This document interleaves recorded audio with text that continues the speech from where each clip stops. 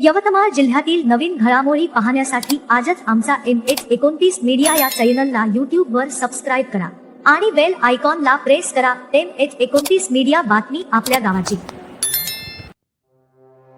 पोलिसांच्या सतर्कतेनं टळलाय अनर्थ. अवैध शस्त्र बाळगून आर्णी परिसरात वावरणाऱ्या रेकॉर्डवरील गुन्हेगारांकडून तलवार जप्त. आताची सर्वात मोठी बातमी आपण पाहतात. पोलिसांच्या सतर्कतेने अनर्थ टळलाय. अवैध शस्त्र बाळगून आर्णी परिसरामध्ये वावरणाऱ्या रेकॉर्डवरील गुन्हेगारांकडून तलवार जप्त.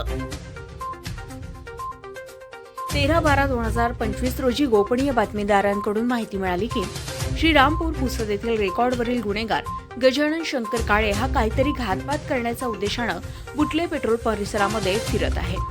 मिळालेल्या माहितीनुसार पोलिसांनी बुटले पेट्रोल पंप परिसरामध्ये 2:50 जाऊन पाहणी केली असता इसम नामे गजानन शंकर काळे वर्ष 23 राहणार श्रीरामपूर पुसद हा त्याच्या हातात एक पिवळ्या रंगाचे पोते घेऊन मिळालाय. त्याची पंचासमक्ष झडती घेतली असता त्याच्या जवळील पोत्यामध्ये लाकडी मॅनोमध्ये स्टीलच्या धातूची एक तलवार ज्याची लांबी 33 इंच असलेली किंमत 5,000 रुपये अवैधरित्या कब्जात मिळून आली आहे. ती जप्त करण्यात आली व पोलीस स्टेशन आर्णी येथे अपराध क्रमांक 998/2025 कलम 4/25 आर्म ऍक्ट अन्वये गुन्हा नोंद करण्यात आला.